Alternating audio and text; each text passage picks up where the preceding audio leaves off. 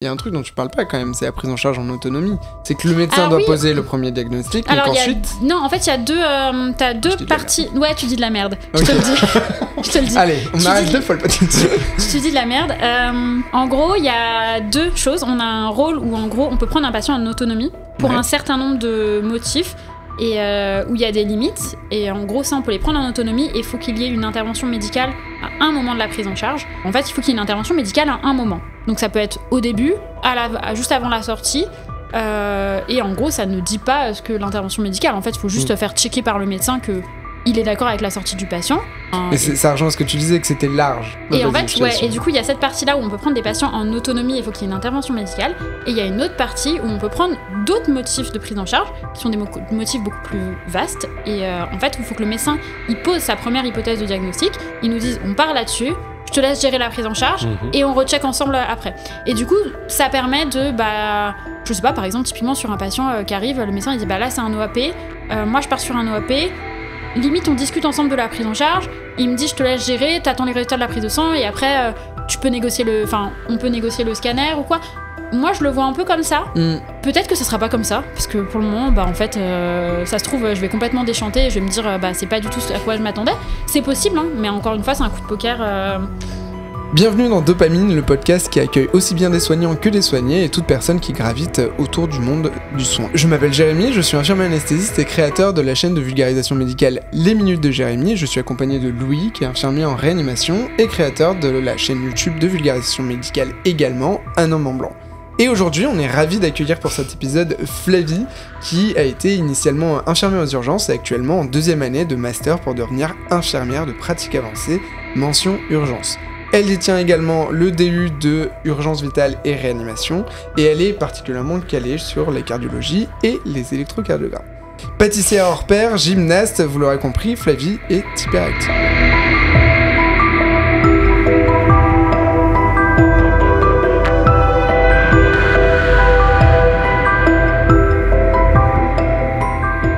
Donc Flavie, bienvenue, et ce que je te propose, on va commencer directement par un petit échauffement pour pouvoir te mettre un petit peu dans le bain. On va te poser une série de questions, il va falloir répondre assez vite par vrai ou faux, oui ou non. Ok.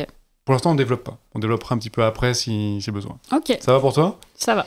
Allez, c'est parti. Un infirmier ou une infirmière peut faire un diagnostic. Vrai. Un infirmier ou une infirmière peut faire un diagnostic médical. Faux. Faut-il supprimer la différence entre médical et paramédical ? Oui. Est-ce que tu penses qu'on est assez bien payé en tant qu'infirmier ? Ça dépend. Est-ce que t'aimes bien les infirmiers anesthésistes ? Ça dépend lesquels. Non mais oui, en règle générale. La profession infirmière nécessite d'être révisée. Oui. Les infirmières sont à l'origine d'une partie de leur déboire. Oui. Être infirmière, c'est avant tout une vocation. Faux. Les urgences font de la bobologie, et quand c'est sérieux, ça part en réa. Faux, mais parfois vrai.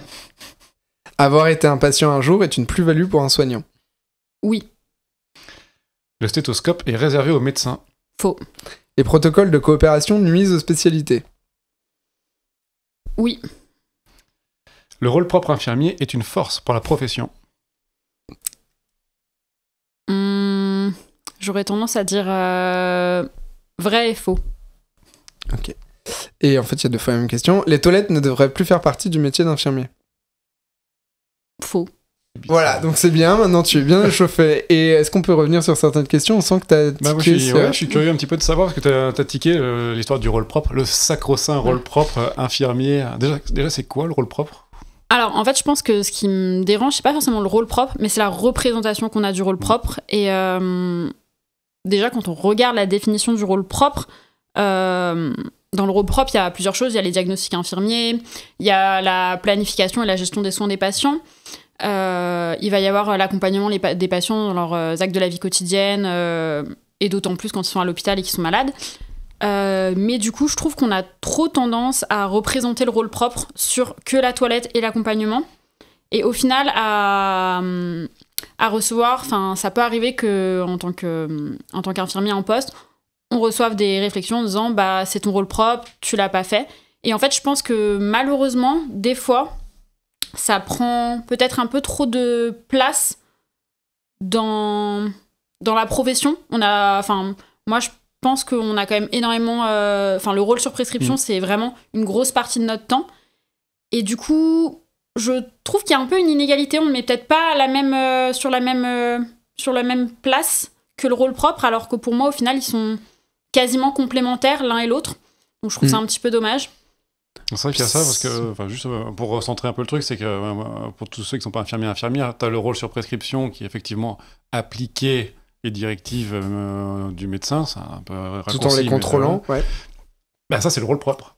Mais du coup, les deux vont ensemble, en fait. Mais bien sûr, l'un va pas sans l'autre. Mais c'est vrai que le rôle propre, c'est ce que fait l'infirmière de son propre chef. On a quand même un peu l'impression que c'est un fourre-tout, que c'est la poubelle du tiens, tout ce qu'on n'a pas prescrit, mais qu'il faut quand même faire pour que le patient survive.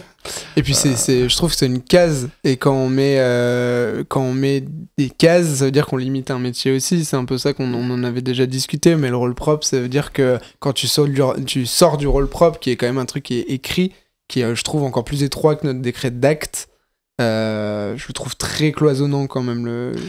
De toute façon, la profession infirmière est extrêmement cloisonnée. Et au final, moi, je pense qu'il faudrait... Je sais pas s'il faudrait supprimer le rôle propre et le rôle sur prescription et faire un rôle infirmier général plutôt que de mettre un rôle propre qui, en plus...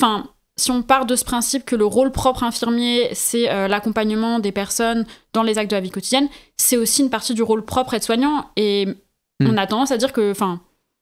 je connais pas le décret aide-soignant, mais je ne sais pas s'ils ont un rôle propre à eux. Et je trouve ça assez dommage si c'est pas le cas. Un rôle sous responsabilité, je sais plus exactement la dénomination. Mais c'est vrai que ça leur enlève une partie de ce qu'ils font tout le temps, quoi. C'est un manque de reconnaissance, du coup. Complètement. Mais on aura le temps, je veux pas trop spoiler parce qu'on a un sujet dédié sur la thématique de la profession infirmière. Alors, je te propose qu'on passe directement sur la roue des émoticônes de Louis et que tu choisisses au final le prochain sujet, même sans savoir à quoi ça correspond. Voilà, prochain sujet. Tout ce que tu as à faire, c'est appuyer dessus et en fonction de ce dont tu vas tomber, tu vas définir. J'appuie ou je fais tourner ?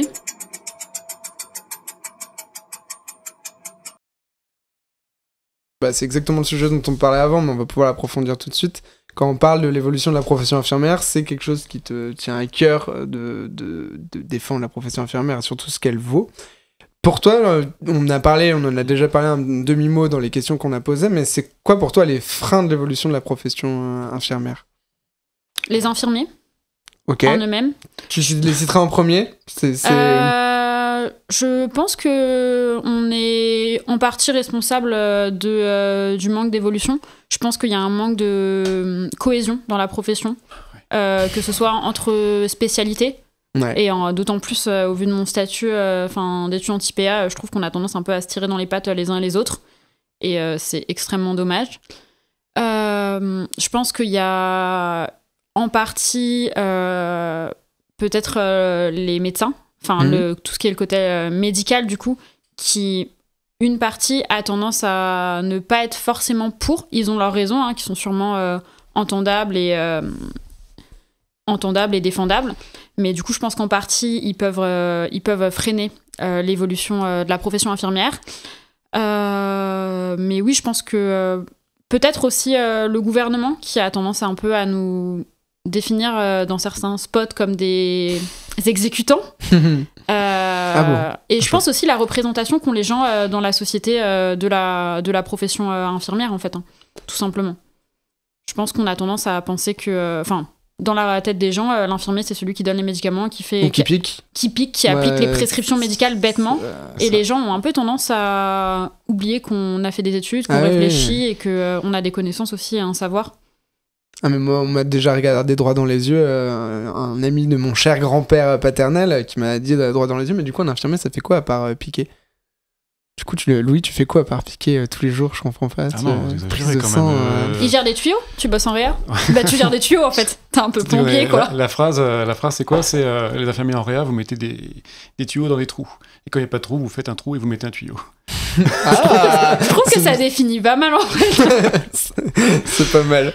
Il y a ça, puis les plombiers ont changé les seringues. Nous, on n'a pas besoin de... On n'a pas besoin de vraiment travailler, pas besoin de faire des études pour changer des seringues, mettre des médicaments. Si, à partir du moment où tu dois savoir ce qu'il y a dedans quand même, parce que potentiellement, dans ce qu'il y a dans les seringues, il y a des choses qui peuvent... Je pars du principe que faire les soins, c'est à la portée de tout le monde. Enfin, moi, c'est ce que je dis tout le temps, mais... la technique. La technique, on prend n'importe quelle personne dans la rue, en 5 minutes, on peut lui apprendre à faire. Par contre, savoir les surveillances qu'il y a derrière, pourquoi tu fais les choses, mettre du sens derrière... Je pense que c'est là où on parle de profession. C'est la protection, en fait. On est là pour protéger. Si jamais le médecin, pour une raison ou pour une autre, fait une prescription inadaptée et qu'on administre sans surveillance, sans corriger, c'est nous qui allons empoisonner la personne, en fait. On est le bras armé, de toute façon. Exactement. Donc, si on fait des études, si on est là pour repasser derrière, c'est précisément pour pouvoir justement protéger le patient d'une erreur qui peut arriver. Et accessoirement, en réa, on a aussi souvent les prescriptions QSP, c'est-à-dire tu dois mettre du médicament, quantité suffisante pour une tension à tel niveau. Et ça, c'est les c'est les prescriptions sous condition. C'est quand même c'est un peu touchy, quoi. Là, si tu sais pas ce que tu mets, les effets qu'il faut surveiller, tu vas retrouver ton patient, certes, avec une tension correcte, mais plié en deux, quoi. Et c'est ce que tu disais en disant, c'est surtout les gestes techniques, et je trouve notamment les IAD, je peux en parler vu que je suis IAD, mais qui défendent beaucoup en disant, nous, par exemple, au SMUR, souvent la phrase qui arrive, c'est oui, mais nous, au SMUR, on peut intuber. Ouais, mais si jamais tu te défends ta plus-value quelque part à cause d'un geste technique qui peut être appris, Lou, Mathilde, qui sont cadreurs derrière la cam, on les fait intuber pendant 3 jours sur mannequin complètement, ils savent mieux intuber ils savent intuber comme n'importe qui. Donc en fait, on peut pas défendre une plus-value d'une profession à travers un geste technique, je pense pas. Puis je pense que si on défend notre profession vis-à-vis des gestes, ça veut dire qu'on se résout à être que des exécutants, et du coup, c'est extrêmement dommage.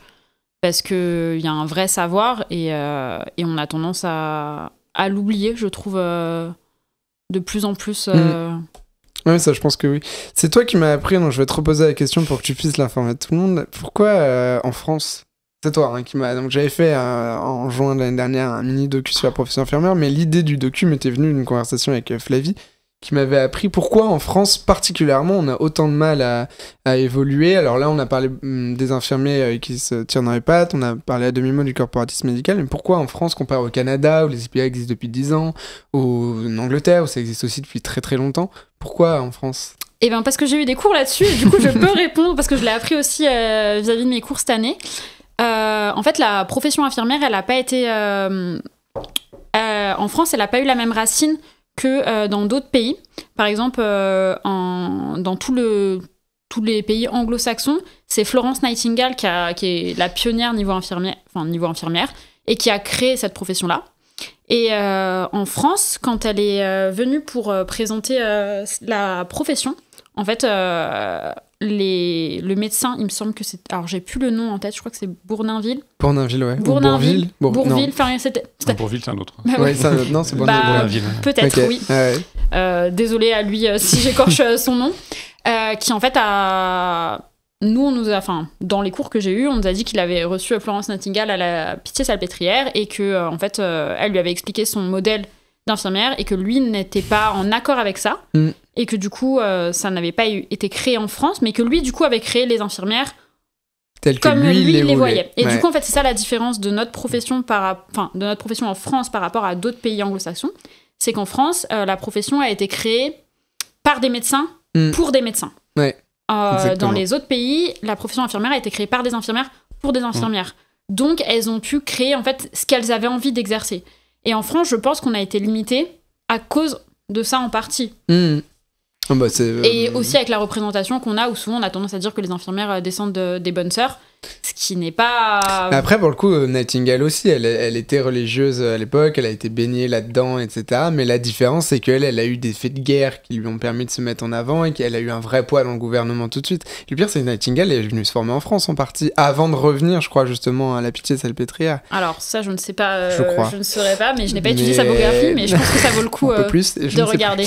Mais en tout cas, effectivement, ce que tu dis, c'est que en France, on a été sculpté par une autre profession, alors que dans les autres pays, c'est la profession qui a sculpté la profession. En France, on a aussi été souvent, on oppose, on dit, il y a Léonie Chaptal qui bossait avec Bournonville, disant, Chaptal c'est une infirmière et qui disait, qui a défini l'infirmière, je crois qu'il a ouvert la première école infirmière française et qui tenait son discours. Là, je lisais un truc il y a un moment maintenant, mais qui était hyper intéressant, qui disait « Ouais, Chaptal, on la prend en référence parce qu'elle dit justement, elle fait évoluer la profession infirmière. Elle ouvre des écoles d'infirmières. » Léonie Chaptal, elle disait aussi « L'infirmière doit être indépendante à condition qu'elle obéisse aux médecins. » Voilà. Voilà. Donc, en fait, c'est ça, c'est que nos pionnières, elles ont pas du tout été comme Nightingale ou comme, alors j'ai perdu les noms, Geneviève je ne sais plus son nom en Suisse, mais il n'y a pas eu effectivement ces femmes qui se sont imposées en tant que femmes, et en France, ça a été tout de suite en fait dans l'ombre du médecin. Donc en fait, l'air de rien, une profession du coup a été créée le diplôme, il date du début des années 1900. Notre diplôme, il a moins d'un siècle quand on regarde.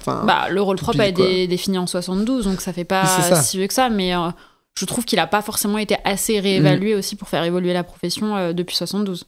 Oui, tout à fait. Mais du coup, c'est vrai, quand on s'intéresse aux origines, on comprend un peu mieux pourquoi.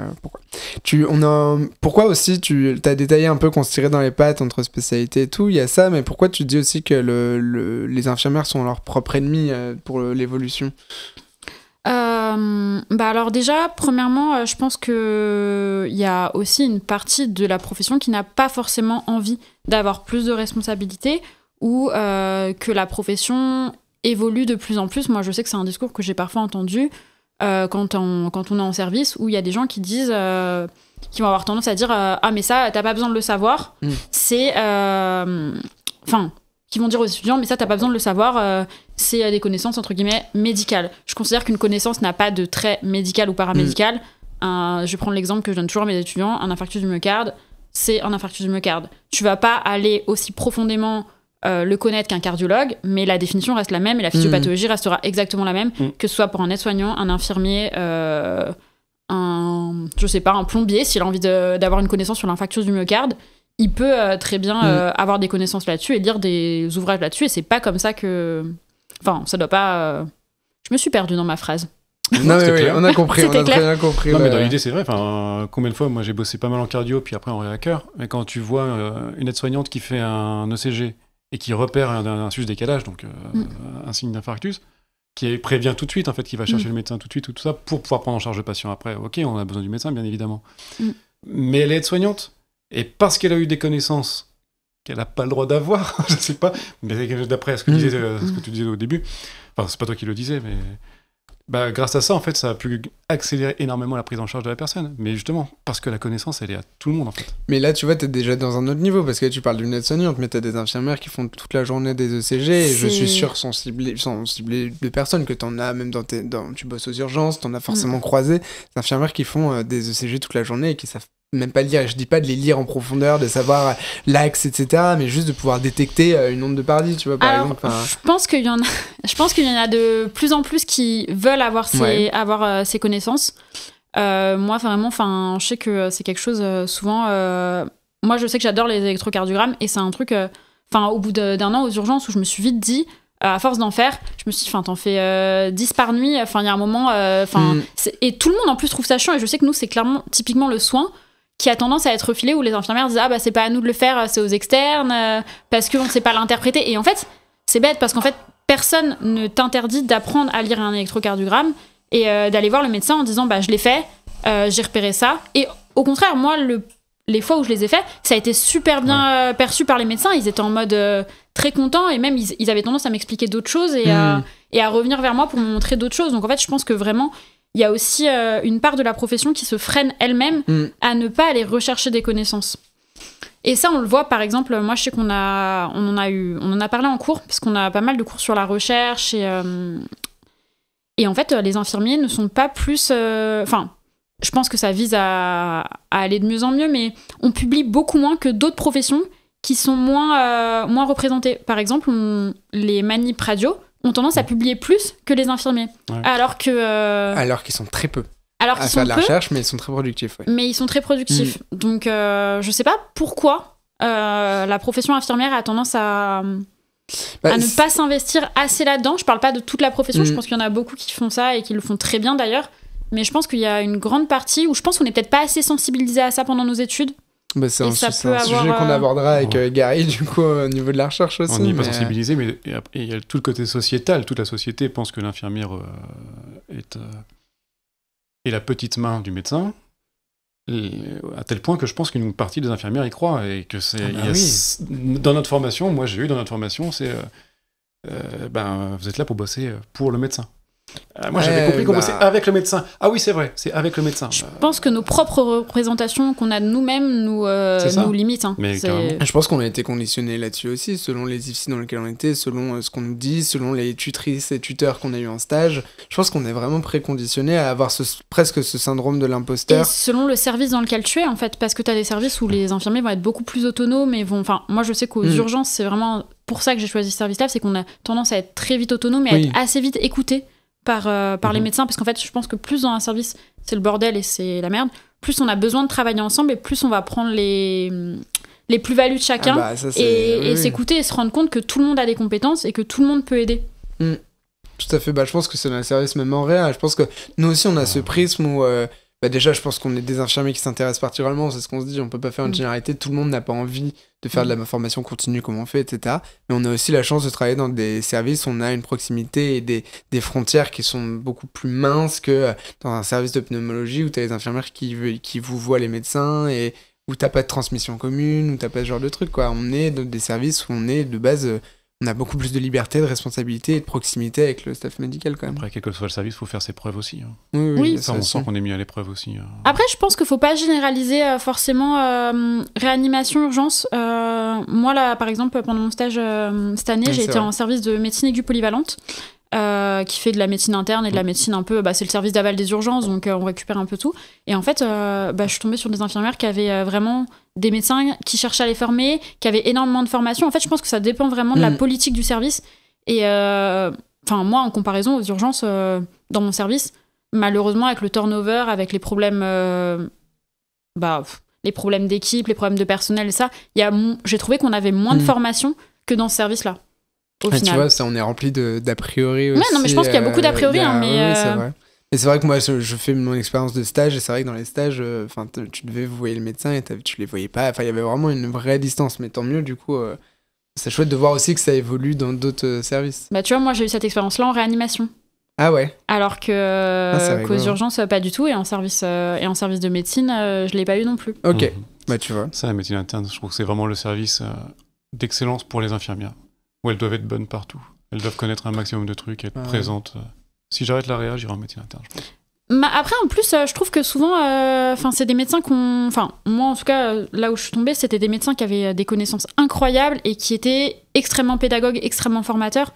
Et ça se ressentait dans leur façon. Quand ils expliquaient un truc à une infirmière, ils ne disaient jamais « fais ça ». Ils disaient « fais ça pour ça ». Et du coup, en fait, je trouve que les équipes étaient vraiment bien formées. Ok. Trop bien. Donc en vrai, je pense que ça dépend vraiment du service et moi j'encourage tous les infirmiers et surtout les jeunes à aller dans des services comme ça où on vous propose des cours, on vous propose des formations et à pas hésiter à faire des DU ou des choses comme ça. Ça donne du sens au métier en fait. Tu sais pourquoi t'es là. Mais surtout que je trouve que dans la formation, les professions médicales, même si j'aime pas, ont tendance à beaucoup plus aller se former, à beaucoup plus faire des DU. Et à beaucoup plus s'autofinancer des DU, je trouve. Moi, je sais que j'ai énormément de médecins, peut-être parce qu'ils n'ont pas forcément les mêmes revenus aussi. Les conditions économiques qui jouent peut-être pour beaucoup. Mais c'est vrai que moi, quand je compare avec le nombre de collègues avec lesquels je travaille qui ont un DU, il n'y en a pas énormément. Il y en a pour des anciens. Mais c'est vrai que je trouve que c'est dommage, on n'en fait peut-être pas assez. Ça aide la formation continue aussi. On voit bien qu'il y a des services qui se forment plus que d'autres aussi, quoi. Après, il y a aussi le côté politique pour les médecins, parce qu'un DU infirmier, côté un DU, peu importe, c'est bien, ça te rapporte une plus-value, ça apporte une plus-value au service, mais en fait, ça ne changera absolument ça changera pas grand-chose. Pour les médecins, ça peut leur permettre d'accéder à certains postes, s'il va être PU, s'il va être machin... Oui, puis ça permet de faire d'ODAC, par exemple, je sais qu'en médecine générale, ils peuvent faire le DU de gynéco et pouvoir... Oui, là, pour le coup, il y a un vrai... Alors pour les sages-femmes aussi. Que nous, en fait, ça nous apporte pas forcément... Ça va nous apporter des connaissances, mais pas des compétences en plus. Et pas forcément de reconnaissance en plus. Sauf en pédagogie, pour le coup. Où là, pour le coup, tu vois, c'est un peu obligatoire d'avoir au moins une formation ou un DU pour la SIMU, ce genre de truc. Mais oui, sinon, c'est vrai, on parle de ton DU, tu as fait le DU de réanimation. J'en ai parlé en intro. Soins infirmiers en réanimation et urgence vitale. Oui, voilà, c'est ça. Donc clairement, ça t'a permis d'avoir des connaissances que tu aurais eues si tu étais allé en réa, mais des connaissances théoriques que tu n'avais pas forcément aux urgences parce que ça touchait Bon, c'est un DU qui est pour urgence et réa, donc il y a quand Ok. même il y a quand même pas mal de connaissances urgence dedans, et c'était assez mixte hein, sur les deux, ce DU là. Mais non, puis c'était quand même intéressant parce qu'on a eu, pour le coup, on a vraiment eu des cours où les médecins étaient vraiment, parce que là, du coup, encore une fois, c'est quasiment, je crois, Ouais, je dirais 70% du DU, c'était des médecins qui ont fait cours. Ça, encore une fois, je trouve que c'est un petit peu dommage, mais bon. Ok. En tout cas, ils ont fait des cours de très bonne qualité et les connaissances étaient là derrière, et au contraire, ils n'étaient pas du tout limitants dans ce qu'ils nous apprenaient. Ok. Oui. Ok, suspense les amis, nous allons tomber Et sur... c'est le... Souvenir joyeux. Est-ce que Vas-y. tu as une anecdote, quelque chose, un souvenir vraiment qui t'a marqué, dans le bon sens du terme, depuis que tu as commencé infirmière? Depuis que je suis infirmière, en vrai, là on me le demande comme ça, je devrais dire un souvenir comme ça. Ça fait beaucoup de comme ça. C'était, je pense, il y a 4 ans. Ça faisait 2-3 ans que j'étais Ça fait peut-être un peu plus du coup. Ça faisait 2-3 ans que j'étais aux urgences et j'étais au déchocage ce jour-là. Et en fait, on avait un patient qui venait pour... à la base, il me semble pas qu'il venait pour une douleur thoracique parce qu'il était au circuit long. Et en fait, quand son bilan est revenu, la tropo est augmentée. Et du coup, le monsieur, c'était un syndrome coronarien aigu. Alors ça veut dire quoi tout ça? Parce qu'il n'y a peut-être pas que des soignants. Alors, du coup, le patient était au circuit long, donc il n'était pas en zone d'urgence vitale. Il venait, je sais plus pour quel motif, je sais plus s'il avait une douleur dans la poitrine, mais en tout cas, il avait eu un électrocardiogramme qui était normal à l'IAO, donc quand il avait vu le premier infirmier aux urgences. Il avait donc été placé sur le circuit long, qui est le circuit entre guillemets classique des urgences. Il a vu un médecin, il lui a fait une prise de sang, et en fait, la prise de sang, la troponine est revenue positive. La troponine, c'est un marqueur cardiaque qui augmente quand il y a une ischémie myocardique, donc quand le cœur manque d'oxygène. Du coup, la troponine est revenue positive, et très très positive. Il me semble qu'il avait une valeur assez importante. Je pense que c'est la troposensible qu'on a. Il me semble qu'il était aux alentours de 300. Et en fait, tout de suite, il a été mis dans le service du coup de déchocage, là où on gère les urgences vitales, puisque le monsieur, il fallait le transférer très vite pour qu'il aille en coro. Et en fait, on l'a pris en charge, et je me rappelle de ce moment-là où le monsieur, du coup, a pas compris parce qu'il est passé du moment où on attend vos résultats de votre prise de sang, où il est dans l'attente, ça fait 2 heures qu'il attend, et là, d'un seul coup, le monsieur, en plus, n'était même pas sur un brancard, il était assis en train d'attendre ses résultats. Et là, on lui dit, monsieur, vous vous allongez là, on le transporte, on commence à le scoper, on commence à lui poser, il avait déjà un cathlon, mais on commence à lui en reposer un deuxième, au cas où.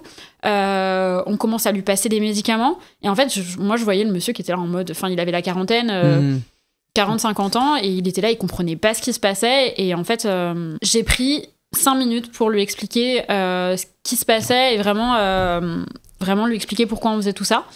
Et en fait, quand le SMUR est arrivé parce que nous, on n'a pas de coro au sein des urgences, dans l'hôpital où je travaille, on n'a pas de coro, donc il a fallu le transférer. Donc c'est une équipe du SMUR qui est venue le récupérer. Et en fait, le monsieur, quand il est parti, m'a dit « Merci beaucoup, ne changez pas, c'était top, et je suis... ça va aller. » Et vraiment, c'était 3 petites phrases, mais vraiment, ça m'a fait... je me suis dit vraiment, c'est pour ces moments-là que je fais ça, parce qu'en fait... je trouvais que c'était une prise en charge qui était réussie, et surtout le monsieur a compris pourquoi on faisait tout ça, et ouais, je trouvais que c'était un beau moment. Ça, franchement, c'est ultra anecdotique, hein. Je pense que j'ai dû en revivre d'autres, des moments comme ça, mais je pense que c'était sur mes premières années où vraiment je me suis posée, j'ai pris le temps de tout lui expliquer, et c'était cool, quoi. C'était peut-être au final la première fois, après ça t'est réarrivé peut-être sans doute d'autres fois, mais c'est la première fois où au final t'étais la personne qui pouvait lui expliquer à ce moment-là, peut-être parce que tu maîtrisais mieux aussi ce que c'était, et que voilà. Surtout, il y a un moment, il y a quelqu'un de l'équipe qui est sorti du rôle de technicien pour rentrer dans le rôle soignant, le rôle infirmière en l'occurrence. Et enfin, quelqu'un qui traite le patient et puis la patho. Puis je pense que ça doit être ultra traumatisant en tant que patient quand d'un coup on passe ça fait un peu les montagnes russes. T'attends sur un fauteuil et d'un seul coup on t'allonge, on te met des patchs partout, on te passe des médicaments. Tu sais même pas ce qu'on te passe en fait. Et lui expliquer du coup quel médicament on lui donnait, pourquoi on lui donnait. Ce qu'il allait se passer aussi, comment ça allait se passer, parce que j'ai eu la chance pendant mes études de voir des coros, donc lui expliquer, et le monsieur vraiment, j'étais contente de la prise en charge de ce patient et j'espère, j'ai pas eu de nouvelles, mais j'espère qu'il va bien. C'est souvent, en vrai, c'est beau parce que c'est vrai il y a beaucoup, et même médecins ou infirmiers, qui traitent l'urgence et qui oublient de parler du patient, alors qu'en l'occurrence, on sait, sur un plan purement prise en charge, qu'il faut diminuer tout stress pour les patients qui font un syndrome coronarien aigu. Une crise cardiaque, hein, pour vulgariser, on va dire.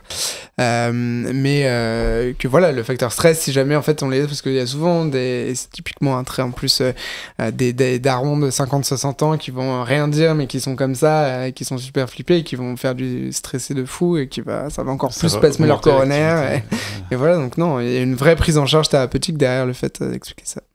Mais très chouette, comme anecdote. Ah, je comprends complètement. Hop, on y retourne ? Allez, je suis prête. Alors, un petit peu sur ça. Oui. Allez. C'est notre préféré, on va dire, celui-là. Ouais, je pense que c'est vraiment... On va jouer à un jeu Okay. que tu connais peut-être, qui s'appelle le surcoté ou sous-coté. On va te poser plusieurs questions à répétition. C'est toi qui vas définir. Est-ce que c'est quelque chose qui est surcoté, sous-coté? Mais ce coup-ci, par rapport au début, c'est par rapport à l'échauffement. Si tu as envie de justifier, d'expliquer... J'ai le droit de me justifier. Ouais. T'as le droit de te justifier. J'ai le droit de me justifier. Vas-y. Let's go. La pose de cathéter. En tant que geste infirmier. Ah bah... Surcoté. Ouais. Non, enfin, en vrai, poser un cathlon... franchement, moi, c'est ce que je dis tout le temps. Hein. Tu fais 2 mois aux urgences, tu sauras poser un cathlon. Enfin, c'est pas bien compliqué. C'est pas à ça qu'on définit un bon infirmier, de toute façon. Et pourtant, quand on est en IFSI, c'est toujours le truc. L'IFSI en il faut école, bien savoir piquer. Faut désacraliser la pose de cathlon. Enfin, il y a un moment, en plus, il y a dans certains services, par exemple, les infirmiers en psy ne posent quasiment jamais de cathéter. Et ça veut pas dire que c'est pas des infirmiers, que c'est pas des bons infirmiers. Enfin, ils font d'autres choses que je serais pas capable de faire. Donc non. Le rôle propre infirmier. Il revient. Bah, du coup, j'aurais tendance à dire sous-coté, parce que je pense qu'on a un rôle qui est plus important que ce qu'on met dans le rôle propre. Ok, c'est une... C'est ce qui est défini par les infirmières elles-mêmes comme étant le rôle propre. Ouais, la représentation qu'on a de nous-mêmes, de notre propre rôle propre, et je pense que, d'ailleurs, j'ai tendance à me le définir comme ça, hein, mais dans ma tête, moi, quand on me dit le rôle propre, je pense la compétence 3, et je pense les toilettes, et je pense qu'on le fait tous, hein, alors que c'est tellement plus que ça.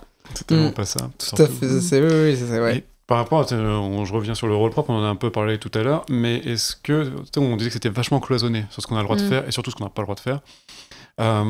Est-ce que c'est pas aussi quelque part une sécurité? Parce qu'on voit que certaines infirmières, des fois, sont capables d'étoffer leur champ de compétences avec des choses étonnantes. Non, je pense que je pense que la profession est cloisonnée et qu'il faut la décloisonner en formant les gens. Je pense que la formation et les connaissances... En fait, je pense qu'on doit être limité par... on doit avoir des limites quand même, mais je pense qu'il faut surtout... de toute façon, dans la profession médicale, en règle générale, souvent c'est ça. C'est cloisonné par leurs connaissances et leurs compétences. Et je pense que, même si on peut pas tout faire et tout ça, faut aussi, je pense, tendre à quelque chose un peu plus comme ça. Oui, en fait, on est formé, on est bon dans ce qu'on fait. Et on peut être bon dans plein de choses si on a la formation pour. Et je trouve que les vétos, pour le coup, ils sont beaucoup plus chill parce qu'eux, ils le disent. Autant les médecins, tu vois, c'est un peu tabou de dire je sais pas faire ça et tout. Et les vétérinaires, pour le coup, vu qu'il n'y a pas vraiment de spécialiste en cabinet, vraiment, ils disent on va sur ce qu'on sait faire et on fait ce qu'on est capable de faire. S'il y en a un qui est capable de faire une césarienne à un chihuahua, il fait la césarienne. Pardon, c'est exemple. Il fait une césarienne à un chihuahua s'il est formé pour le faire. Alors que pour autant, il n'a pas la mention chir et tout. Mais s'il a été formé et qu'il a l'habitude de le faire, il le fera. Et du coup, effectivement, je trouve que c'est bien de dire que si on est formé sur quelque chose, quelqu'un qui va avoir typiquement la pose intra-osseuse, je pense que c'est un des meilleurs exemples. Donc on est tous les deux dans les spécialités, on a officiellement le droit de le faire, on est avec un infirmier qui n'a pas le droit de le faire, alors que t'es largement aussi compétent que nous pour le faire si t'as eu la formation. Bien sûr, j'en ai pas fait. Et non, t'en as pas fait. Moi j'en ai vu, mais j'en ai jamais fait non plus. Donc clairement, là actuellement, je me sentirais pas de le faire sans avoir une formation. Alors que t'aurais le droit sur le papier de le faire après ton diplôme, mais encore une fois, ça passe par de l'entraînement. Moi j'en ai posé plein en réappel parce qu'en PED on en pose vraiment beaucoup. Et c'est un geste, je le faisais alors que je me suis rendu compte après coup, j'ai pas le droit officiellement, pourtant j'ai été formé pour ça. Juste, encore une fois, une intra-osseuse, c'est mettre un coup de perceuse dans certains endroits du corps, certains os du corps, pour pouvoir injecter des médicaments. Oui. C'est pour ça que c'est quand même... C'est pas anodin. Oui, ça reste c'est pas anodin, mais vraiment quelqu'un qui est formé, qui a eu les explications et qui a déjà percé une fois dans du placo, qui connaît la sensation, voilà. Et après, je pense qu'il faut être formé. Je pense qu'encore une fois, si il y a une formation adéquate avec une réévaluation aussi. Je pense que c'est pas parce que tu as eu une formation une fois. Enfin, si tu as la formation un jour et que tu le fais pas pendant 10 ans, je pense que c'est pas comme le vélo, ça s'oublie. Donc, Les sciences infirmières. Ah, c'est dur. Oh, le collège jugulaire. Les sciences infirmières. Alors, je pense que je suis un peu traumatisée de ma première année des sciences infirmières. Du coup, je dirais surcoté. Ouais. Okay. Actuellement surcoté. La vision que j'en ai et je trouve que c'est beaucoup de blabla et beaucoup de théories. J'ai l'impression qu'on prend beaucoup de théories à plein de choses. Et que ça nous dessert plus qu'autre chose. Moi, c'est mon avis. J'ai pas eu l'impression, en tout cas moi, d'avoir des réels apports qui me servent au quotidien. Et c'est ça le problème, c'est que j'ai pas l'impression d'avoir des choses qui s'appliquent dans mon quotidien. Je pense qu'on a tendance à prendre un peu de psycho, un peu de... C'est ce que j'allais dire, c'est presque de la philo, la science infirmière. Ouais, qu'on fait un espèce de boogie-booga et qu'on dit, hop, ça c'est des sciences infirmières. C'est ton diagnostic, le boogie-booga? Ouais, voilà, c'est un diagnostic IPA. Boogie-booga, et voilà. Donc après... je pense que je me suis peut-être pas... C'est Glooby-Boulga, le vrai nom. Ouais, mais moi, c'est un boogie-booga. Les personnes qui sont contre les IPA, qui vont juste cutter ce moment. C'est mon diagnostic IPA, c'est Glooby-Boulga. C'est horrible. Oh, je fais un montage. Non, mais en vrai, je pense que ça... c'est bien utilisé et bien... Enfin, je pense qu'il y a vraiment des choses à faire dans les sciences infirmières, et je pense qu'on a vraiment notre plus-value à mettre. Après, c'est aussi beaucoup de théories qui sont quand même assez vieilles. Nous, toutes les théories qu'on a étudiées, le métaparadigme infirmier est assez ancien. Je sais même pas si vous saviez que ça s'appelle...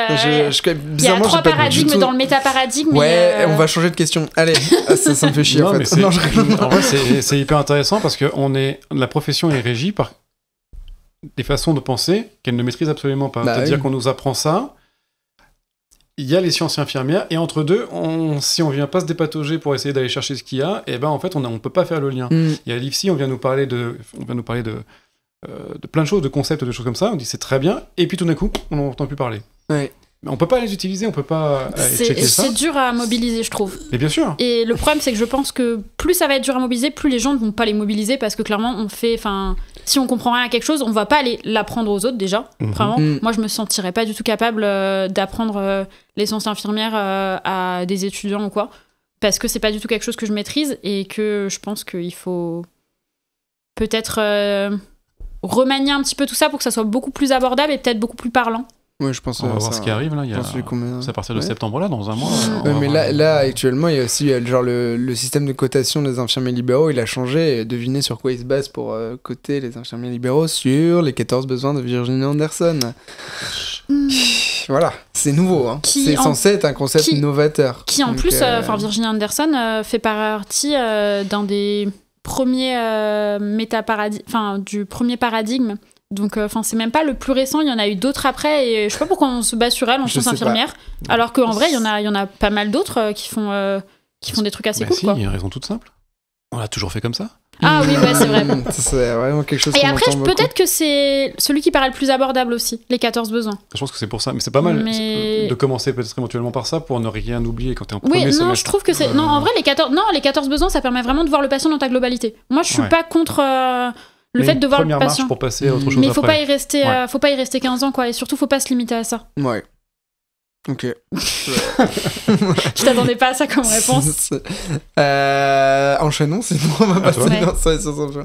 La réanimation. Je dirais surcoté. Je pense que...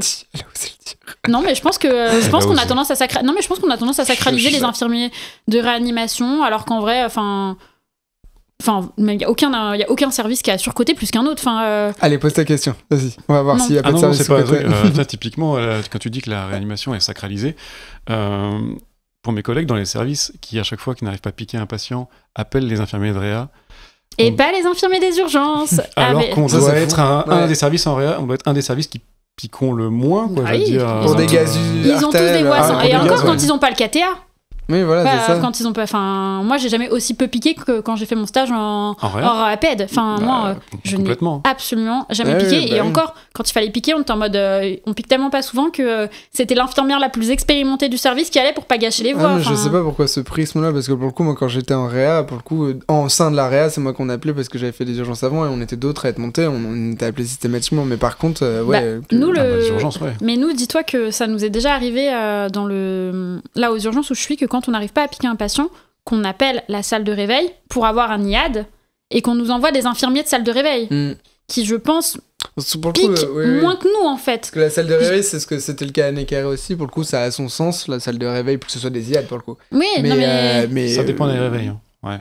Ouais. Ça dépend des réveils. Il y a des réveils qui piquent. Hein. Alors j'ai pas travaillé au réveil, donc, mais je pense que quand aux urgences, beaucoup d'infirmiers, expérimentés, ont essayé de piquer un patient et qu'on n'y arrive pas, je pense que c'est peut-être bien d'essayer avec une autre technique, sous échographie ou... Carrément. Enfin, voilà. Piquer sous écho, ça je ne comprends pas que ce soit pas encore... ça va passer dans le décret infirmier.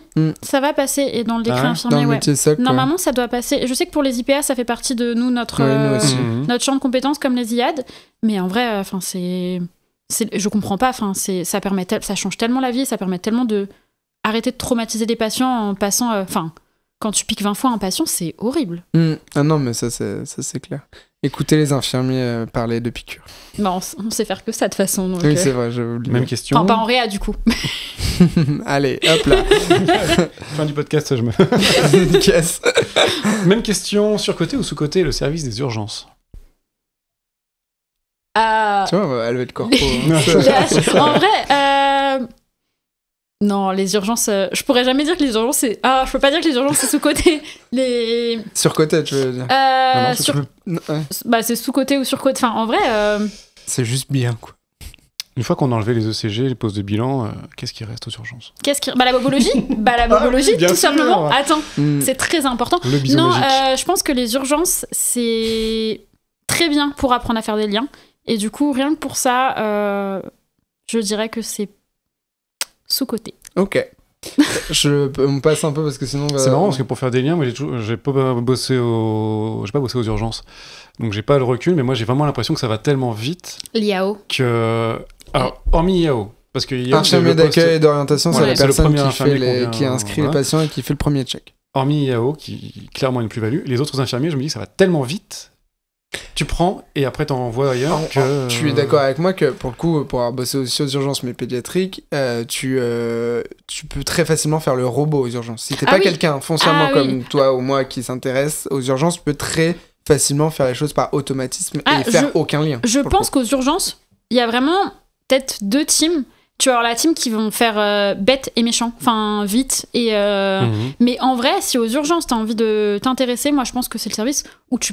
Après, il y a plein de services que tu peux apprendre tous les jours. Mais aux urgences, tu vois tellement de choses tout le temps que si tu poses des questions et que tu te demandes pourquoi, en fait, tu t'apprends tous les jours. Et vraiment, en tant que IOA, je sais plus si on dit IOA et pas IAO. Et puis surtout, c'est ultra formateur. Je pense que pour être un bon IOA ou IAO, il faut un moment revoir ses connaissances et aller approfondir. Dernière, on va raccourcir un peu, la lecture critique d'articles pour les infirmiers. C'est sous-côté. Il faut le faire. Je pense qu'on le fait pas assez parce que déjà, beaucoup d'articles sont en anglais et qu'on a tendance à voir une montagne quand on n'est pas bilingue, alors que franchement il existe Google... DeepL. puis Google Traduction, maintenant les PDF on peut les mettre en français et en plus il y a plein d'articles qui sont super intéressants et même si c'est pas des articles foncièrement que infirmiers, il y a des articles médicaux qui sont très intéressants et qu'il faut lire. Bien sûr, mais c'est surtout qu'on n'a pas cette culture là parce qu'on ne l'apprend pas dès l'école, mais ça j'espère que dès le métier socle on sera formé à la lecture critique d'articles parce que c'est ça qui crée le fossé entre le médical et le paramédical. On m'a fait lire des articles. Lire des articles et la lecture critique, c'est pas la même chose. Surtout que pour être directeur avoir fait jury de mémoire, t'as de tout entre Moi, j'ai fait un mémoire d'infirmier où elle avait plus de 100 entrées dans sa bibliographie. C'était presque mieux sourcé qu'une thèse, que certaines thèses d'exercice. Et t'as des mémoires où t'as 15 entrées, quoi. Puis je pense qu'encore une fois, on a tendance à s'en faire une montagne et à se dire que c'est pas accessible, alors qu'en fait, n'importe qui. Moi, je sais que dans l'hôpital où je suis, il y a une des aides-soignantes de l'équipe mobile de gériatrie qui publie. Et je trouve ça incroyable, enfin même les aides-soignants, en vrai moi je pense qu'il faudrait mettre tout le monde autour d'une table, médecin, infirmier, aide-soignant, et dire moi j'ai lu tel article, ça parle de ça, on en parle 5 minutes et voilà. Ils font ça dans certains services. C'est en vrai, les journaux, faire ça en mode, ça existe un nom en anglais. En mode café gâteau et non, on parle. C'est un vrai truc, le club journal en fait, dans des. Non mais c'est très anglo-saxon, mais en France il y en a dans quelques-uns. J'aurais beaucoup aimé monter ça. À condition que ce soit un autre nom, sinon je trouve que c'est une super idée. On n'a rien dit, on n'a pas donné de nom. Un club de lecture. Allez, on enchaîne. Allez, appuyons. Il reste. J'y ai cru. Bon, le même principe que le smiley qui est content mais qui est triste. La pire prise en charge que tu as eue en termes de charge mentale ou de. Enfin, qui t'a le plus marqué dans ta carrière? Je pense que c'est la première fois où je me suis dit que je voulais quitter mon service. C'était juste après le Covid. On était encore dans la période où aux urgences on avait énormément de patients qui venaient, c'était post-confinement plutôt que post-Covid parce qu'il y avait encore des Covid, mais moi j'étais à l'accueil ce jour-là, j'étais infirmière IOA et en fait je voulais un box d'isolement pour un patient qui était Covid positif et au moment où les urgences étaient assez blindées, c'était en hiver, il y avait du monde partout, des brancards partout dans les couloirs et en fait je pousse un brancard, je cherche un box et au moment où je cherche un box il y a un interne, un externe, je saurais pas le distinguer, je crois que c'était un externe à ce moment-là, qui me dit, qui cherchait une autre patiente et qui me dit est-ce que t'as vu cette dame-là? Je lui dis bah non, je sais pas, et on voit une dame allongée sur le ventre avec les bras comme ça, je lui dis mais c'est peut-être cette dame-là, et en fait au moment où je mets la main sur le drap, je sens que c'est humide, et je me suis dit merde, elle a fait une crise d'épilepsie, parce que quand on fait une crise d'épilepsie, il peut y avoir une perte d'urine, et je mets la main sur le drap et je me dis bah merde, la dame a crisé, et en fait la dame est sur le ventre, donc je vois pas son thorax se soulever. Et du coup, j'ai le réflexe de chercher un pouls parce que j'avais aucun moyen de savoir et la dame me répondait pas. Et en fait, je me suis rendu compte que la dame était en arrêt cardio-respi. Ouais. Et en fait, cette dame, ça faisait 6 ou 7 heures qu'elle était dans les urgences, il me semble, qu'elle avait été vue là le matin. Et en fait, on a eu le fin mot de l'histoire et au final, c'était quelque chose qu'on n'aurait pas forcément pu éviter. Mais c'était assez traumatisant parce que du coup, la dame, c'est moi qui l'ai retrouvée en arrêt. Elle a été poussée au déchocage et malheureusement, on n'a jamais pu la récupérer. C'était une dame qui était quand même assez jeune. Je pense qu'elle avait entre 30 et 40 ans. Qu'on a eu la famille derrière, qu'on a eu le mari, qu'on lui a expliqué, qui nous a expliqué qu'il avait un bébé de moins d'1 an. Et il y a eu toute la famille qui est venue et c'était une patiente d'origine africaine. Donc avec une famille qui était assez expressive. Et en fait... on a reparlé avec des médecins et ils me disaient qu'en fait, dans leur culture, il faut montrer aux défunts qu'on ne veut pas qu'ils partent, donc qu'ils sont assez expressifs. Mais ça a été assez traumatisant ce jour-là. Et d'ailleurs, on a eu une réunion, j'ai trouvé ça très bien. Le chef de service nous a fait une réunion le lendemain pour en parler.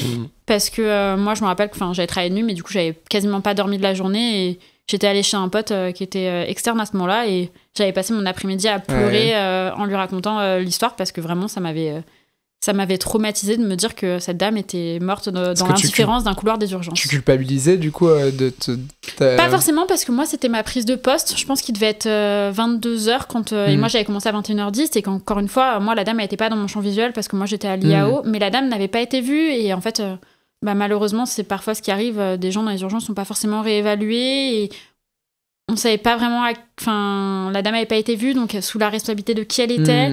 Normalement, c'est encore sous la responsabilité de l'IAO, mais vu qu'elle est plus dans le champ visuel et qu'en plus, moi, c'est pas moi qui l'ai triée et qu'on était hors délai de prise en charge, parce qu'il me semble qu'elle était tri 3 ou tri 4, donc tri 3, elle doit être vue dans les 60 minutes, tri 4, elle doit être vue dans les 120 minutes. Donc là, il me semble qu'elle était là depuis peut-être... Elle était hors délai. Ouais, il me semble qu'elle était là depuis le début de l'après-midi, donc en fait, elle était complètement hors délai. Donc c'est compliqué et ça a été... de toute façon, il y a une RMM pour en reparler, pour redébriefer de la chose. Mais encore une fois, me dire que moi, c'était vraiment de me dire qu'elle était presque morte dans l'indifférence des urgences. Je trouve ça assez traumatisant. Et tu disais que quelque chose qui a failli te faire raccrocher la blouse? Pas raccrocher la blouse, mais parce qu'en vrai, j'aime vraiment ce que je fais et que je pense qu'il en faudrait beaucoup plus, mais qui m'a fait me remettre en question en me disant est-ce que j'ai envie de travailler dans ces conditions-là en fait. C'est sur les conditions de travail en me disant c'est pour travailler en ayant des prises en charge comme ça qui ne sont pas décentes pour une personne, ça m'intéresse pas. Heureusement, je trouve que ça a quand même bien évolué et que ça a quand même pas mal changé ces derniers temps. En tout cas, au sein de mon service, on a réussi à réorganiser les choses et pour que ça arrive beaucoup moins. Et, ça, c'est quelque chose... 8 ans, c'est la seule fois où ça m'est arrivé quelque chose d'aussi grave. et d'aussi traumatisant, mais ça reste quand même que... C'est quelque chose... On en a déjà entendu parler ailleurs. C'est des faits divers, des urgences, quoi. C'est même pas du classique, c'est horrible de dire ça, mais malheureusement quelque chose qu'on a à une période, en tout cas, beaucoup entendu sur les personnes qui décédaient sur les brancards, etc. Je pense que c'est pour ça qu'il y a beaucoup de services d'urgence qui se sont mis en grève. Je pense que c'est pour ça qu'il y a beaucoup de services d'urgence qui ont fermé. Oui, que le mouvement anti-urgence a été créé à l'époque et tout ça. Et qu'il y a beaucoup d'infirmiers des urgences qui sont partis et qui ont arrêté de travailler aux urgences à cause de ça. Mais bon. Et cette histoire, t'as réussi à... Parce que du coup, donc c'était la première situation un peu... Alors je dirais pas traumatisante, mais c'est pas la première, parce que je pense qu'on en a tous des décès un petit peu traumatisants où on se dit que la prise en charge n'a pas été optimum. Mais là, c'était le plus traumatisant dans le fait que je pense que je m'attendais pas à retrouver quelqu'un à ce moment-là, qu'il y a eu la famille, qu'on me dise qu'elle avait un enfant en bas âge. Enfin voilà, je pense que c'était une association de choses. Et surtout, voir la détresse de la famille au-delà du décès, c'était plus la détresse familiale qui m'a vraiment... en tout cas, c'est quelque chose que tu te rappelles parfaitement aujourd'hui. Donc c'est qu'effectivement, ça t'a... Il faut que tu prennes la bonne. Je vais pas te mettre la pression, mais... Il faut que je prenne la... Yes. Allez, c'est parfait.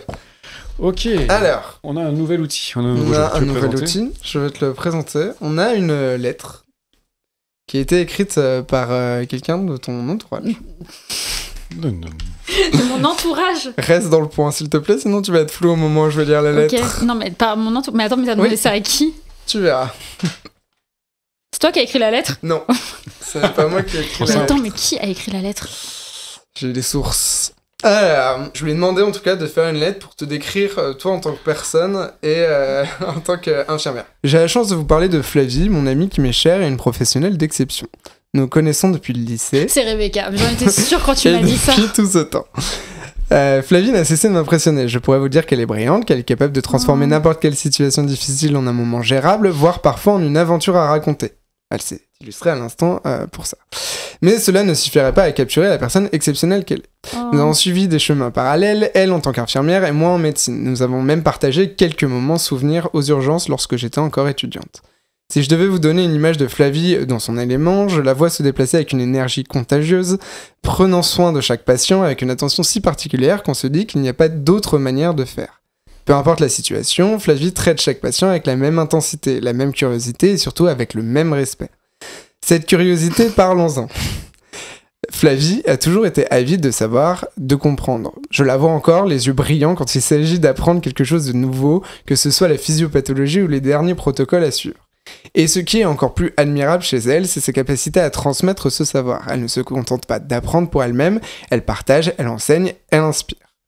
Mais Flavie, ce n'est pas juste une somme de compétences techniques et de connaissances, c'est aussi une personne qui dans les moments de tension garde un sang-froid impressionnant, capable de trouver des solutions là où tout semble bloqué. Je me souviens d'un moment particulièrement marquant, et c'est drôle, j'en ai entendu parler de cette histoire. Ah, de la Thaïlande. Lors d'un voyage en Thaïlande, où nous nous sommes retrouvés à devoir gérer un patient en plein vol, en détresse respiratoire, probablement un œdème aigu du poumon hypertensif. Moi, je venais à peine de passer mes ECN et de finir la fac, je craignais d'aggraver les choses, de me tromper. Et là, face à cette situation, Flavie était là. Avec son calme habituel, elle a pris les choses en main, posant une perfusion à 10 000 pieds d'altitude, encore une fois l'infirmière qui pose la perf, avec un bout de scotch décollé. Autant vous dire que ce jour-là, je me suis dit qu'elle avait un petit quelque chose de superwoman. Aujourd'hui, Flavie suit une formation pour devenir infirmière en pratique avancée, spécialité urgence, un sujet dont on n'a pas encore vraiment parlé, et je n'ai aucun doute qu'elle va, une fois de plus, transformer son environnement. Elle allie son expérience solide des urgences adultes à une soif insatiable de connaissances. C'est une combinaison qui, j'en suis convaincu, va révolutionner sa pratique et apporter une nouvelle dimension à la prise en charge des patients. En tant qu'amie, Flavie est tout aussi remarquable, son énergie, sa générosité et sa manière de trouver une solution, que ce soit dans les vies ou au travail, en font une personne splendide. Elle est de ces personnes que l'on est heureux de connaître, qui inspirent et qui apportent quelque chose de précieux autour d'elle. Flavie, c'est toi, une professionnelle extraordinaire et une amie incroyable. Je suis fier de toi et je sais que ce n'est que le début de toutes les choses formidables que tu vas accomplir. Merci d'être toi. Oh, je pleure pas facilement, du coup je pleurerai pas, mais... Elle m'a dit tu la filmes pas si jamais elle pleure. Donc, voilà. Elle est trop mignonne. Non, elle a une très belle plume. En plus de ça, elle écrit... C'est très bien écrit. Non, elle écrit très bien. Voilà. C'était le petit moment émotion. C'était le petit... je voulais voir comment quelqu'un d'extérieur allait pouvoir te décrire en tant qu'infirmière, parce que je pense que tu te décrirais pas comme ça. Non, après je pense que c'est faussé aussi. Hein. Je pense que tu demandes à mes collègues... Non, mais honnêtement... Non, mais je pense que là, voilà, Rebecca, on a travaillé ensemble quand elle était externe. Elle a travaillé sur des petites brides avec moi, donc je pense qu'il y a des collègues à moi qui doivent en avoir marre de moi. Hein. Enfin, je pense que je peux être assez insupportable et très, très relou, et des fois, pas du tout aimable dans ma façon de parler. Je pense que faut... Mais ouais, après, elle me connaît bien, et on se connaît depuis longtemps, et on a évolué ensemble, donc c'est cool. Il y a un gros truc qui ressort et qui rejoint et qui est un peu aussi le pourquoi je voulais absolument qu'on t'invite sur ce podcast, c'est la curiosité intellectuelle que t'as et le fait que, je dirais pas que t'es hors norme parce que ça voudrait dire que ça te met au-dessus, mais tu fais partie de cette branche des infirmiers. En tout cas, on l'a dit, c'est quand même un truc central qui veut voir plus, qui veut pas se contenter des acquis, tirer la profession. Oui, tu vois, là, c'est ça, tu fais partie des... Je pense que j'ai eu la chance d'être entourée par des gens curieux autour de moi, et que du coup, ça aide beaucoup quand t'es entouré par des gens qui ont envie de comprendre, d'apprendre plus. Et ouais, enfin, typiquement, Rebecca, c'est la première. C'est la première, et je sais qu'elle fera un super cardiopédiatre dans quelques années. Mais, elle sera contente de devoir, tu lui rends la lettre. Ouais. Une chance sur deux, tout à fait. Je veux le sapin. Tu veux le sapin ? Ouais. Ah bah tu vois, je veux le sapin. Voilà, tu veux le sapin. Allez, le sapin, c'est quoi ? Ah, c'est un arbre. Putain, je me disais... voilà, parfait. On en a parlé dans l'intro, on en a parlé dans la lettre, etc.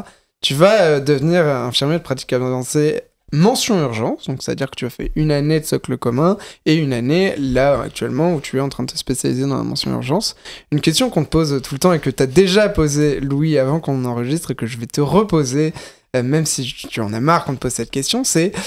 ton métier, ce sera quoi, du coup ?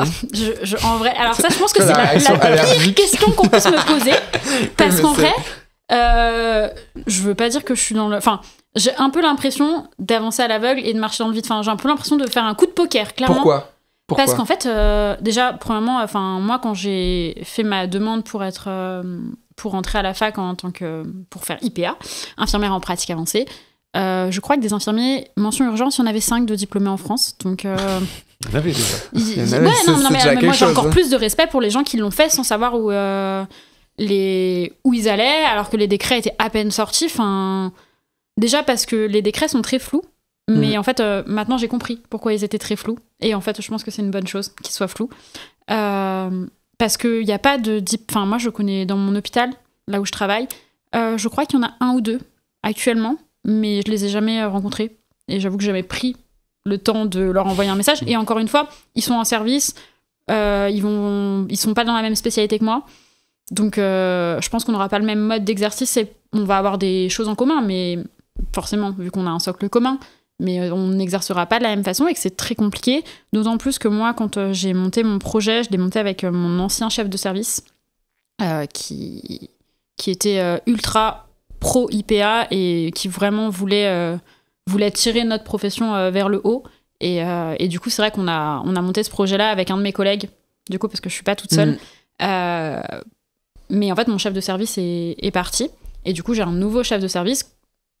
Et jusqu'à présent, je ne savais pas comment ça allait s'organiser. On a commencé à le voir et en fait, on s'est dit qu'on allait voir au fur et à mesure de l'année.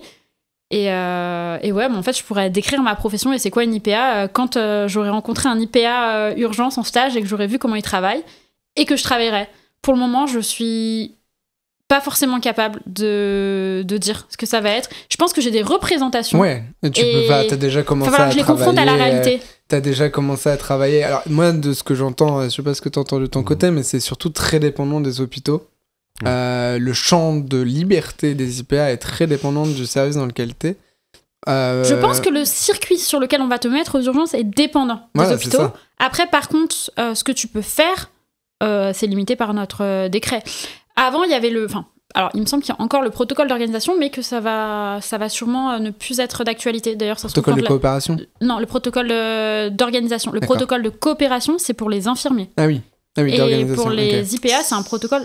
Alors, en gros, il y a le protocole de coopération qui permet, du coup, par exemple, aux infirmiers de faire des sutures. Et en gros, c'est dépendant de l'endroit où tu travailles. C'est-à-dire que tu peux être formé pour la suture et tu pourras faire des sutures que dans l'hôpital où il y a le protocole de coopération qui est signé par les infirmiers et par les médecins. Et tu ne peux le faire que là. Le protocole d'organisation, c'est ce qui avait été créé pour les IPA pour définir, en gros, ce que tu vas faire et comment ça va s'organiser comment va s'organiser ton travail en tant qu'IPA dans ton service. Ils sont en train de revenir là-dessus parce que, en fait, c'est un peu compliqué, mais en gros, il fallait que ça soit signé par les médecins du service et qu'en fait, si ça change, tout peut changer et du coup, c'est pas sécurisant pour les IPA qui travaillent. Et surtout, en fait, on a un décret, il y a un cadre législatif, donc en fait, pourquoi il y a besoin en plus de rajouter un protocole et surtout, ça apportait un manque d'uniformité sur la profession IPA, urgence. Dans le sens où tu peux être dans le sud de la France dans un hôpital et travailler d'une certaine façon et à Paris tu ferais autre chose. Donc voilà, normalement c'est censé disparaître, donc voilà. Mais là du coup tu te mouilles pas trop en disant que tu vas attendre, donc moi je vais t'obliger à te mouiller un peu en te posant la question fatidique de au final les IPA urgences vous allez faire des soins techniques. Alors oui, on peut faire des soins techniques en mais plus. Vous allez faire les sutures. Oui. Vous allez faire les tri 5. Alors oui, on va... Tri 5 qui ne sont pas des motifs urgents aux urgences. Alors un tri 5 c'est de la consultation c'est de la consultation médicale. Je provoque volontairement parce que c'est l'image qu'ont certains mais c'est le premier truc qu'on me dit. On m'a dit tu vas soigner des entorses de cheville. Alors oui, je vais soigner des entorses de cheville et j'ai aucune honte à dire que je vais soigner des entorses de cheville. Mais pas que. C'est important de le dire. Et de toute façon, en plus, la consultation médicale peut être ultra intéressante. Enfin, sinon, ça veut dire que les médecins généralistes... Alors, j'ai pas dit que j'allais être médecin généraliste. Hein. Je reste IPA. Non. Mais on va traiter des motifs qui sont pas forcément urgents. Mais comme les médecins urgentistes traitent des motifs pas forcément urgents. Et après, on va travailler sur des motifs plus ou moins urgents. Nous, ça va... On aimerait pouvoir... on a parlé avec notre chef de service et normalement, on devrait être inclus sur la partie quand même urgence vitale parce qu'il trouve ça important pour nous de savoir ce que nous, on a envie de faire et on reste infirmier urgence. Donc, il y a un moment, on a aussi envie de faire un peu d'urgence et des urgences vitales. Donc, voir comment on arrive à s'incorporer dans cette chose-là, en sachant qu'on a des actes qu'on peut faire en plus des infirmiers. Par exemple, on peut régler les VNI. On peut poser une VNI et régler une VNI. Je pense que ça peut être ultra intéressant dans le cadre d'une urgence vitale. Ouais, ça peut être super intéressant. On peut adapter les thérapeutiques. C'est pas ça qui nous intéresse. Ah, c'est pas ça qui nous intéresse. Est-ce que vous allez intuber? Alors non, pourquoi Non, on rentrera pas dans ce débat-là. Si, il y a un point sur la guerre. Ah oui, tu veux faire une transition comme ça, mais elle a pas fini de répondre à la question. Déjà, elle a fini de répondre non, mais en vrai, du coup, on va... C'est du sang. Ah oui, je vois que t'as envie d'en découdre. Non, je n'intuberai pas parce que ce n'est pas dans mon décret de compétences. Je peux poser un... Ah, comment ça s'appelle? Voilà, tu vois, elle connaît même pas le nom. Parce qu'en plus, un masque laryngé parce un dispositif supraglottique. Ouais. Tu montrais ça, je me dis, on va pas faire des cricos. Oh, tu sais, rien ne les arrête. Bah, je suis une PA. Voilà, c'est ça. Mais oui, donc en tout cas dans ton service, mais je sais que c'est pas le cas dans tous les services, tu pourras bosser dans toutes les filières avec ton décret qui te permettra de faire plus de choses et notamment de prendre... Il y a un truc dont tu parles pas quand même, c'est la prise en charge en autonomie. C'est que le médecin doit poser le premier diagnostic, alors, donc ensuite... Non, en fait, il y a t'as deux parties... Ouais, tu dis de la merde. Okay. Je te le dis. Allez, on arrête 2 fois le podcast. Je te dis de la merde. En gros, il y a 2 choses. On a un rôle où, en gros, on peut prendre un patient en autonomie pour un certain nombre de motifs et où il y a des limites. Et en gros, ça, on peut les prendre en autonomie et il faut qu'il y ait une intervention médicale à un moment de la prise en charge. Il y a un petit logigramme qui a été fait par Yuri Yordanov qui a beaucoup poussé la profession IPA urgence. Tout à fait. En fait, il faut qu'il y ait une intervention médicale à un moment. Donc ça peut être au début, juste avant la sortie. Et en gros, ça ne dit pas ce que l'intervention médicale. En fait, il faut juste faire checker par le médecin qu'il est d'accord avec la sortie du patient.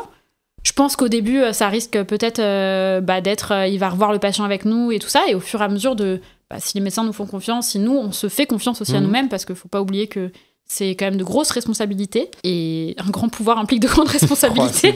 Oh là là, ça y est, caricature des IPA avec la cape. Non. Ah, je rigole. Alors par contre, c'est Spider-Man, ça, donc il n'y a pas vraiment de cape.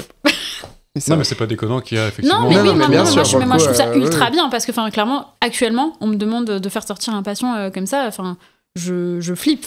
Et ça rejoint ce que tu disais, que c'était large. Et en fait, et du coup, il y a cette partie-là où on peut prendre des patients en autonomie, il faut qu'il y ait une intervention médicale, et il y a une autre partie où on peut prendre d'autres motifs de prise en charge, qui sont des motifs beaucoup plus vastes, et en fait, il faut que le médecin, il pose sa première hypothèse de diagnostic, il nous dise, on part là-dessus, je te laisse gérer la prise en charge et on recheck ensemble après. Et du coup, ça permet de, je sais pas, par exemple, typiquement sur un patient qui arrive, le médecin il dit, là c'est un OAP, moi je pars sur un OAP, limite on discute ensemble de la prise en charge, il me dit je te laisse gérer, t'attends les résultats de la prise de sang et après on peut négocier le scanner ou quoi.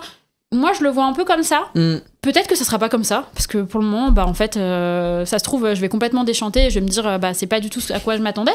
C'est possible, hein, mais encore une fois, c'est un coup de poker. Sur ça, la responsabilité finale, elle reste au médecin dans les deux cas.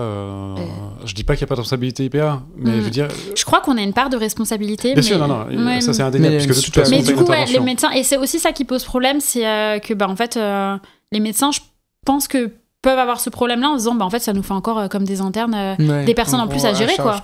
Ouais, ça nous fait... Mais ça, du coup, c'est aussi pour ça qu'il faut se battre, et ça rejoint un débat plus vaste de assumer nos actes. Ouais, mais ça va freiner beaucoup. Mais je trouve que c'est pas mal quand même qu'il y ait quand même une responsabilité médicale, parce qu'il l'a... Enfin, non, mais c'est même pas que c'est pas mal, c'est que c'est obligatoire, parce qu'il y a un moment, je pense qu'il faut... Il faut que la responsabilité, elle soit partagée, et que, par exemple, l'IPA, ils prennent... Si jamais il y a une erreur d'une prise en charge sur laquelle le médecin, il a passé 10% de l'intervention, il faut que l'IPA prenne plus cher que le médecin.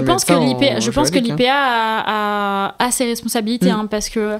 Et d'autant plus, moi, aux urgences, en tout cas, il y aura toujours un médecin à proximité, mais toutes les IPA qui travaillent et qui voient des patients en autonomie en consultation et qui n'ont pas forcément de médecin tout de suite sous la main, c'est quand même leur responsabilité. Et tu parles de libéral Pas forcément, mais à l'hôpital, par exemple, les IPA qui vont suivre des patients, je sais pas, une IPA qui est spé en pathologie chronique stabilisée et qui voit, par exemple, des patients parkinsoniens. Et elle va adapter les posologies, elle a quand même sa responsabilité. S'il y a un moment, elle voit un patient qui vient pour son problème de Parkinson, mais qu'il a un autre problème qui est grave, si elle ne sait pas le détecter, c'est sa responsabilité à elle. Hein. Donc, c'est à elle de savoir réadresser le patient vers le professionnel adapté. Donc, c'est pour ça que je trouve ça génial qu'il y ait les IPA, c'est que ça a offert... déjà, je pense que ça peut remotiver des gens à faire infirmier parce que ça offre des opportunités derrière et que, je pense, comme toi, les infirmiers aux urgences, t'as quand même... Faut le dire que t'as hésité avec IAD parce qu'à l'époque il existait que IAD. Comme moi j'ai fait IAD, peut-être qu'aujourd'hui je ne sais pas si je ferai IAD. Je suis très content de ce que je fais et je me remets pas en question, mais c'est vrai que ça offre des opportunités d'évolution supplémentaires. Je pense que c'est surtout qu'en plus c'est une petite marche qu'on passe avec les IPA en disant que la profession peut évoluer et qu'on peut acquérir des connaissances et des compétences qui ne sont pas forcément de notre champ, parce que là du coup en tant qu'IPA on va prendre un petit peu des compétences médicales. Il faut le dire, faire de l'examen clinique d'un patient. Moi, quand j'étais infirmière, je pensais que je savais faire un petit peu. Mais en fait, la première fois que je me suis retrouvée en stage et qu'on m'a dit que je tournais avec des externes et des internes qui m'ont appris un examen clinique et tous les signes, j'étais en mode, mais c'est incroyable. Et en fait, je me suis rendu compte que je savais pas grand-chose. Et je pense que... Et d'ailleurs, Rebecca, j'en ai parlé, je me suis dit, quand j'étais en stage, je me dis, en fait, je me rends compte que je sais rien. Et elle me dit, c'est là que tu commences à savoir. Elle me dit, en fait, tu te rends compte... quand tu commences à vraiment apprendre, tu te rends compte que tu sais rien, en fait, et que t'es une goutte d'eau. La fameuse courbe du savoir. C'est beau. Ce sera une belle note de fin, finalement. Allez, au revoir. Voilà. Elle n'a pas le temps, elle est là pour bosser. Non, mais il me semble que tu travailles cet après-midi, Flavie, et qu'on doit te libérer parce que tu enchaînes avec les urgences comme tu as une vie à 1000 à l'heure. Donc, merci. Merci d'avoir Merci d'avoir passé ce cap parce que tu n'es pas sur les réseaux, tu n'es pas, etc. C'était un peu une épreuve et vraiment, je trouve que tu t'en es en cours. Très bien sorti. Donc, vraiment, voilà. merci à toi d'être venu, c'était très intéressant. Et merci à vous de m'avoir invité et de m'avoir laissé m'exprimer. J'espère que Sauf le moment sur les petits infirmiers là, mais bon. Ouais, ça c'est pas grave. J'espère que j'aurais offensé personne et c'est pas le but. Vraiment. Je suis trop mignonne comme fille. Non, mais vraiment, moi je suis pour la paix. Des ménages. Je suis pour la paix des ménages et je suis pour qu'on apprenne tous les uns des autres et qu'on travaille ensemble. C'est beau. Ce sera la deuxième conclusion. Non, mais il y a personne qui est supérieur à quelqu'un. On apprend de tout le monde et tout le monde a sa plus-value. Tout à fait. Et à sa pierre à mettre à l'édifice. Voilà, c'est beau. Troisième conclusion, c'est magnifique. Allez, sur ce, au revoir. Ciao, merci.